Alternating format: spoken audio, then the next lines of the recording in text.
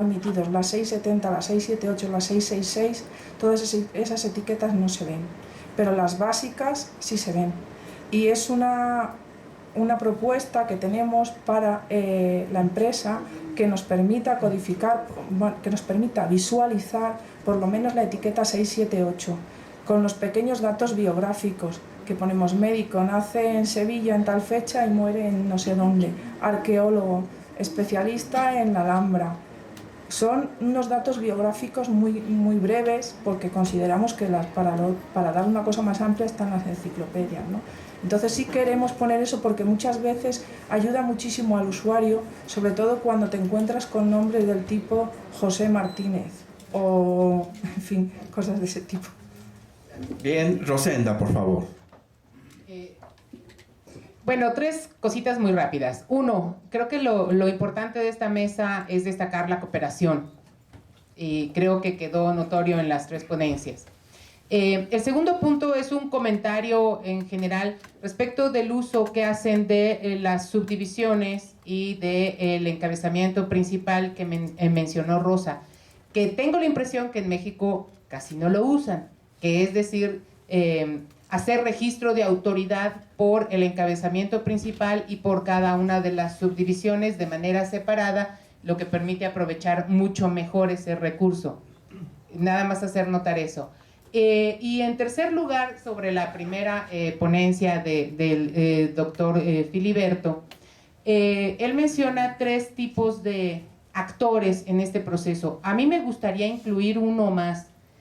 Yo creo que hay un serio problema y tal vez no es el foro porque todos estamos en esto, pero creo que la gente que no está relacionada, que son del área, que trabaja en bibliotecas y que no está relacionada directamente con organización de la información, no está viendo la importancia del proceso de cambio. Y tal vez corresponda a todos nosotros hacerles notar que deben involucrarse para tomar las mejores decisiones. Eso es todo. Muchas gracias, Rosenda. ¿Alguien más quiere comentar? Por favor, atrás, usted, y a continuación usted, por favor.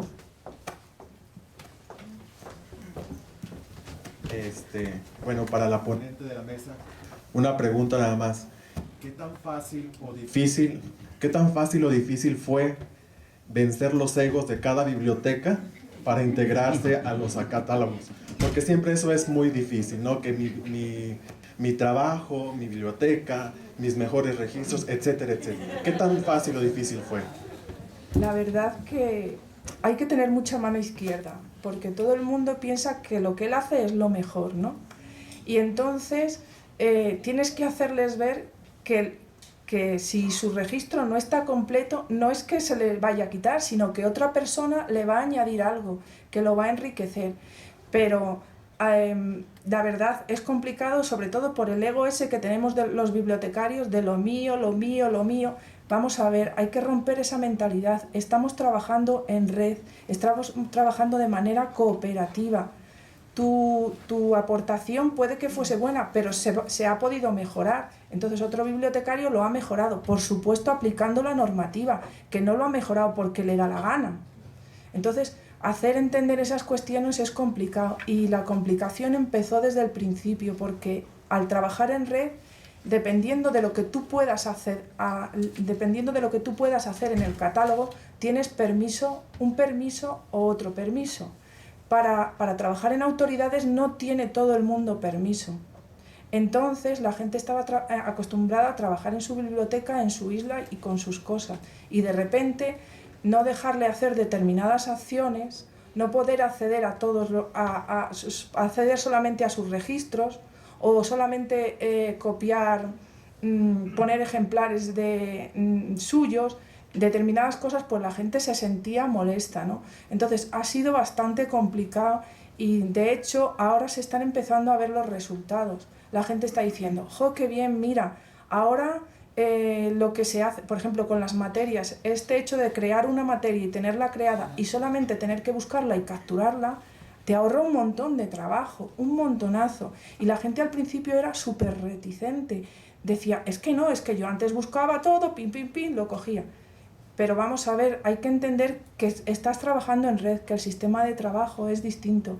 En fin, poco a poco y con paciencia, y hay veces que la gente es muy amable, vamos, que la gente te responde bien cuando tú le dices, mira, estás codificando mal esto, porque tú no lo dices a la primera, sino que tú sigues al usuario y sabes que el usuario 158 pues siempre pone, yo qué sé, una coma donde no debe, ¿no?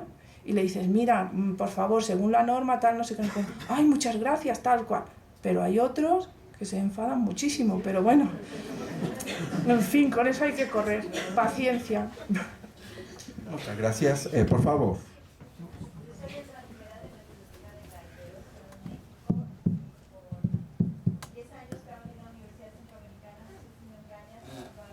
Estuve ahí en la biblioteca también.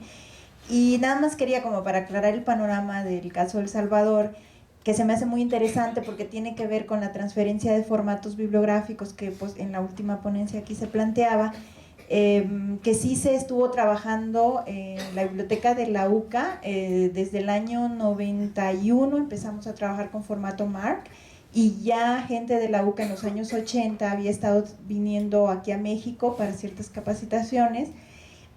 Y si bien el formato CEPAL se integró muy fuerte en El Salvador, se debió al software MicroISIS, donde venía asociado en algunas aplicaciones desarrolladas por CEPAL este formato, que estaba basado en normas ISBD y era totalmente coherente con descripciones de contenido, lo que veíamos ayer, ¿no?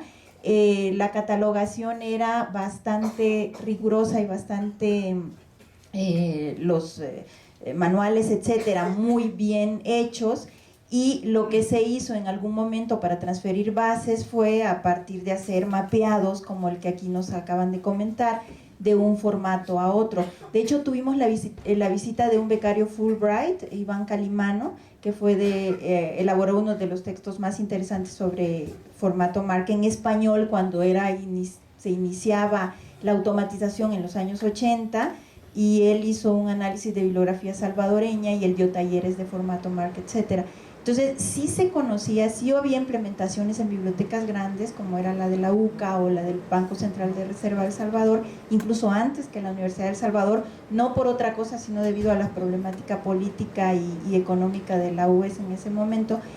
Pero el posicionamiento del formato CEPAL fue porque muchas de las bibliotecas que integraron MicroISIS y aplicaron la descripción de sus catálogos en ese momento, no en texto completo, sino bibliográficos, semi-automatizados, digamos, a veces con discos compactos, etcétera, fue porque muchas bibliotecas especializadas, como la biblioteca de la OPS o la biblioteca, por ejemplo, de la Asamblea Legislativa, utilizaban, y eran las pocas bibliotecas que tenían recursos en esa época en el país, utilizaban este software y con este tipo de formatos, ¿no?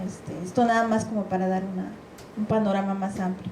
Esto nos permite, por otra parte, comprender que pues históricamente hay diferentes etapas que están como que de alguna manera influidas por ciertas tendencias en el momento y que luego se logran darle continuidad, ¿verdad? Creo que nuestro trabajo esencial como catalogadores es darle continuidad a toda nuestra gran riqueza bibliográfica que a través de los catálogos tenemos representadas. Muy bien, muchas gracias nuevamente a todos los ponentes y a continuación les damos el doctor Felipe Martínez quiere intervenir, gracias. Rápidamente, nada más un comentario con relación a las RDA. Está anunciado ya la impresión en papel de las RDA. ¡Hurra! Bien, a continuación les damos sus respectivas constancias a los ponentes. Doctor Felipe Martínez.